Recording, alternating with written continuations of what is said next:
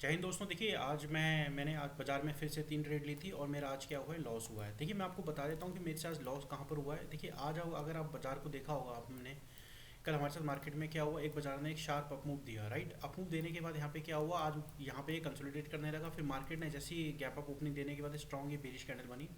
तो मार्केट ने यहाँ पे करा क्या, देखिए अगर आप यहाँ पे देखेंगे तो बाजार ऑलरेडी अपने एक रेजिस्टेंस जोन पर था, राइट। यहाँ रेजिस्टेंस जोन आने के बाद मार्केट यहाँ पे क्या कर रहा था, बहुत टाइम से यहाँ पे टाइम बिता रहा था। टाइम कैसे बिता रहा था, अगर आप देखेंगे तो यहाँ पे लोअर हाई स्ट्रक्चर के साथ, lower high lower high lower high lower high structure के साथ यहाँ पे एक सपोर्ट क्रिएट हुआ 25,300 का। बस मैंने यहाँ पे क्या किया, जैसे 25,300 पे यहाँ पे इसने ब्रेक किया, यहाँ पे मैंने पुट अटेम्प्ट करी। जैसे कि आप देख सकते हैं, मैं आपको चार्ट पे दिखाता हूँ और आपको बताता भी हूँ कि हमें डिसिप्लिन क्यों फॉलो करना जरूरी होता है।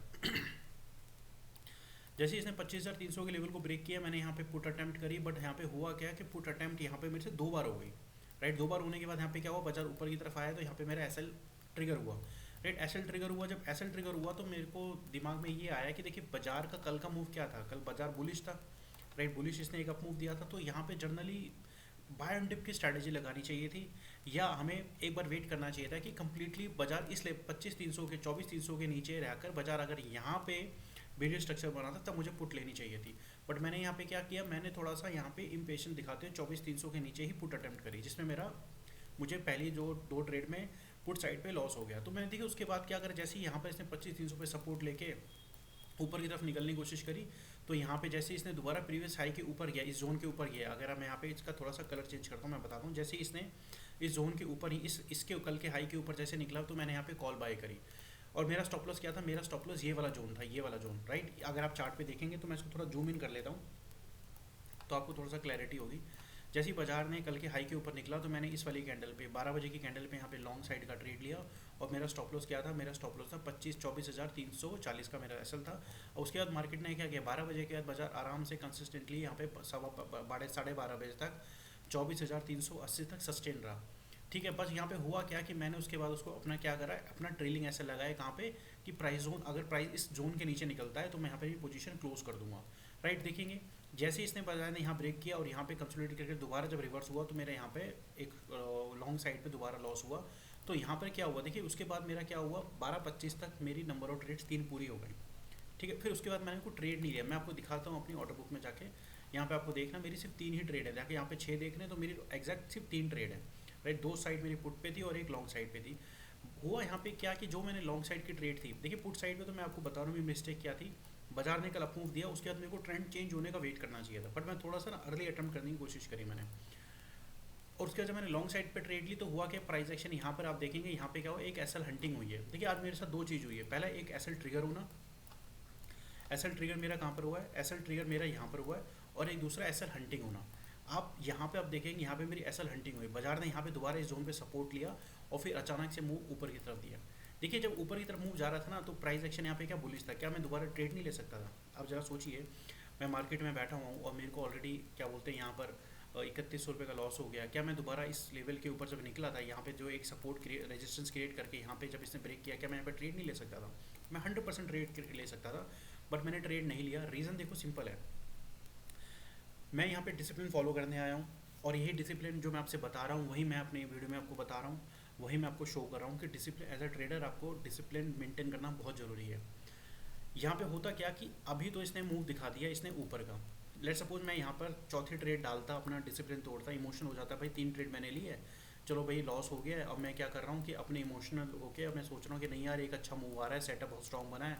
अगर आप देखेंगे 24,382 पे या 385 पे स्ट्रॉन्ग रेजिस्टेंस है, ये ब्रेक करेगा, अच्छा मूव आएगा। क्योंकि यहाँ पे हायर लो का स्ट्रक्चर भी बना है और एक परफेक्ट ट्रायंगल पैटर्न बना है, राइट। चलो मैं ले लेता हूँ। बट यहाँ पे देखिए, हमें अगर लॉन्ग टर्म में सर्वाइव करना है तो ऐसा होता नहीं है। मैं यहाँ पे ले लेता, अब यहाँ पे 2 सिनारियो बनते हैं, या तो ये ट्रेड फेल होकर दोबारा नीचे आती है। अब जब दोबारा नीचे आती तो मेरे लॉस क्या होता, बढ़ जाता, मेरी नंबर ऑफ ट्रेड चौथी हो जाती। फिर मैं अपने को रिग्रेट फील करता कि भाई मैंने रिग्रेट फील करता कि भाई मैंने चौथी ट्रेड क्यों ली। लॉस मेरा 3100 से बढ़ गया, हो सकता है 5,000 हो जाता, जो कि मेरी लिमिट को ब्रीच कर देता। 3 के बाद चौथी ट्रेड आ जाती, मुझे टेंशन होती, मुझे बुरा लगता, मैं अगले दिन फिर मेरा जो कॉन्फिडेंस है वो डाउन होता। और दूसरी सिनेरियो ये था कि प्राइस एक्शन बाजार ब्रेक करके ऊपर चले जाता और मेरा लॉस रिकवर हो जाता और मैं बड़ा हैप्पी मूड में रहता और मैं हैप्पी हैप्पी होता कि भाई मेरे से अच्छा ट्रेडर नहीं है। बट यहाँ पे सिचुएशन क्या होती, मैं आज तो पैसा बना जाता दोस्तों, बट यही सिचुएशन जिस दिन पलटती ना, जिस दिन बाजार साइडवेज होता, मेरा लॉन्ग साइड पे भी ऐसा हो गया, शॉर्ट साइड पे भी ऐसा हो गया, और बार बार मुझे बाजार अटेम्प्ट करवाया जा रहा है ट्रेड करने के लिए। उस सिचुएशन पे भी माइंडसेट क्या होता, अगर मैंने माइंडसेट पे कंट्रोल नहीं किया या अपने डिसिप्लिन पे कंट्रोल नहीं किया, नहीं यार मुझे लॉस रिकवर करना है कैसे भी करके, तो फिर मैं बार बार ट्रेड करते हैं हम बार बार ट्रेड करते हैं, और सिचुएशन में क्या होता है, हमारा जो लॉस है वो इतना बढ़ जाता है, जो हमें पूरे महीने कमाया है वो सिंगल डे में चले जाता।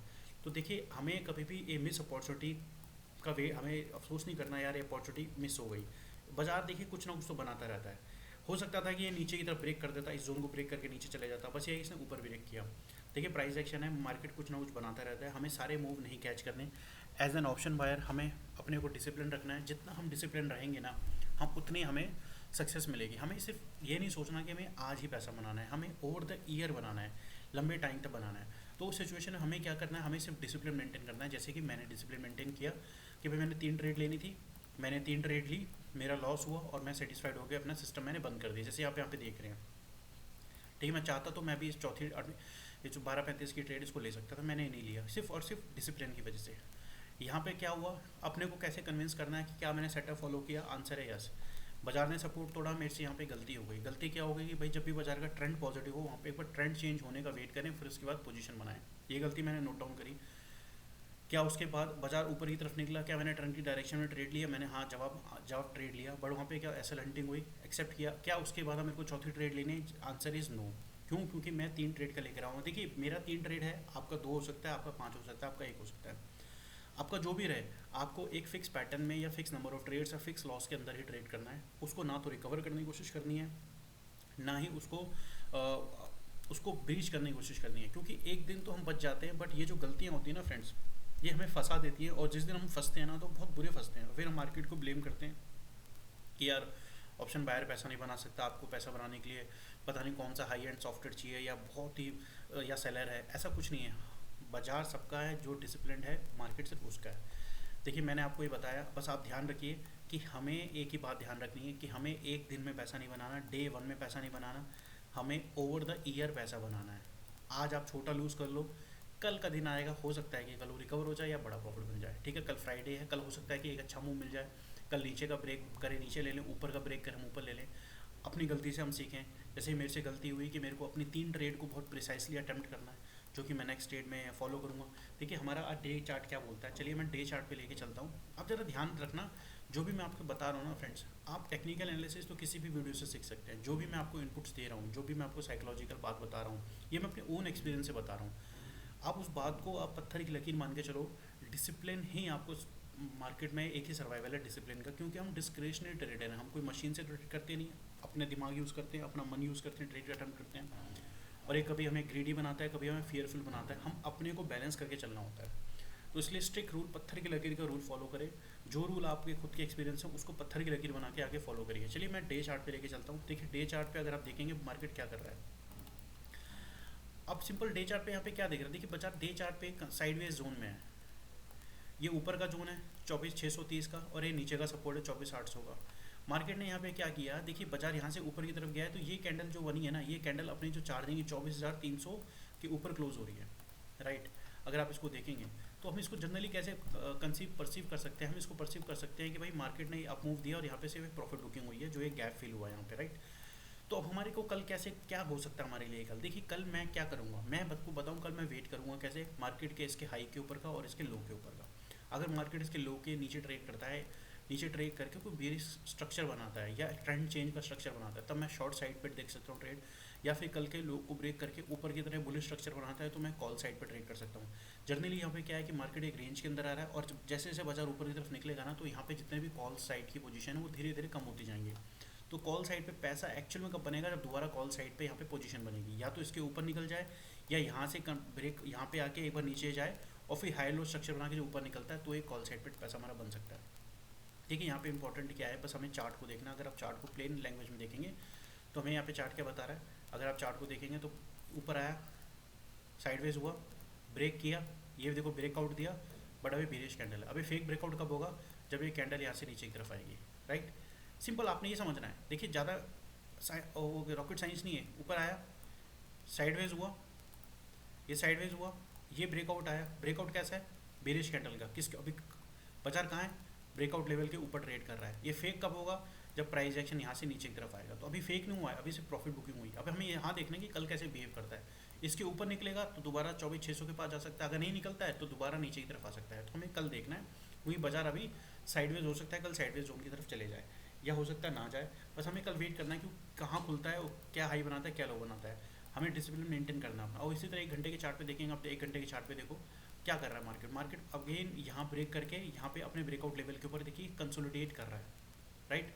अब फेक कब होगा, जब यहाँ से दोबारा नीचे की तरफ आएगा। अगर इसको सस्टेन करना है तो इसको ऊपर की तरफ निकलना है। जब ऊपर की तरफ निकलेगा तब हम देखेंगे कि हमारा रिस्क रिवॉर्ड क्या है, कहाँ पे पोजीशन बनती है। उसके लिए मैं आपको कल की वीडियो में बताऊंगा। देखिए इंपॉर्टेंट यहाँ पे क्या था, इंपॉर्टेंट है अपने डिसिप्लिन मेंटेन करना। ये मेरा जो आज का दिन है, तीसरा दिन है डिसिप्लिन मेंटेन करने का। हाँ हाँ, तीसरा दिन है जिसमें मैंने बताया था 3 ट्रेड लूँगा, और हमें अभी 27 दिन और जाना है। उन 27 डेज़ का पूरा डॉक्यूमेंटेड रिकॉर्ड मैं आपको वीडियो में बताऊंगा, जिसमें मैं आपसे साइकोलॉजिकल पॉइंट डिस्कस करूंगा। और आप चार्ट को देखोगे ना तो आपको अपने आप पता चलेगा कि मार्केट के चार्ट को कैसे देखना, प्राइस एक्शन को मैं कैसे देख रहा हूँ। आप ये सामने ड्रॉ किया, ये आप खुद भी ड्रॉ कर सकते हैं। मेरे को यहाँ पे ज़्यादा एक्सप्लेन करने की ज़रूरत नहीं, क्योंकि मेरे को इतना पता है कि आप यूट्यूब में आपके पास एन नंबर ऑफ वीडियोज़ हैं जो आपको टेक्निकल एनालिसिस सिखा सकते हैं, बट इंपॉर्टेंट है साइकोलॉजी, कि हमें कैसे सस्टेन करना है। ट्रेडिंग जो सक्सेस है ना वो मिलती है हमें डिसिप्लिन से। एज अ बिगनर आपको कम से कम ट्रेड लेनी है, और जो जो प्रोफेशनल्स होते हैं ना दोस्तों, वो दिन में क्या है, वो हफ्ते में 1 ट्रेड लेते हैं या महीने में 2 ट्रेड लेते हैं। वो हमारी तरफ पंच नहीं करते रहते ऑर्डर, तो फिर भी 3 ट्रेड तो एज ए इंटरनेट ट्रेडर बहुत ज़्यादा होती है। चलिए दोस्तों, आज के लिए इतना ही। मिलता हूँ आपको अगली वीडियो में।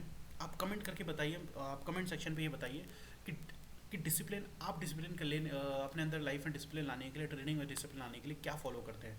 आप मुझे कमेंट करके बताइए, और उन बातों को मैं भी इन्वाइट करूँगा अपने ट्रेडिंग करने में। मिलता हूँ आपको अगली वीडियो में। मेरी वीडियो को लाइक शेयर और सब्सक्राइब करना ना भूलें। तब तक के लिए जय हिंद।